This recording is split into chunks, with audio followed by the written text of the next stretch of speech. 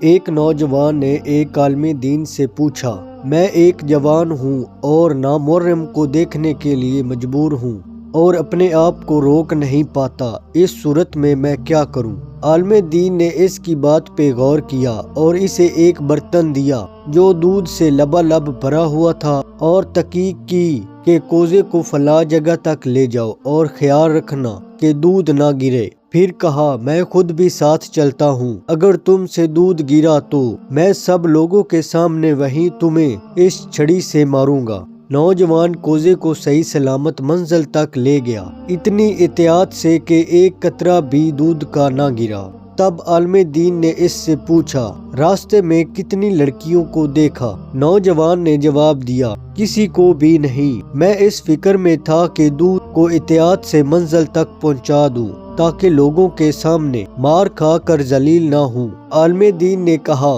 یہ اس مومن کی داستان ہے جو خدا کو ہمیشہ اپنے کاموں پر حاضر ناظر جانتا ہے اور قیامت کے دن وہ نہیں چاہتا کہ اپنے حساب کتاب کے ذریعے لوگوں کی نظروں سے گرے۔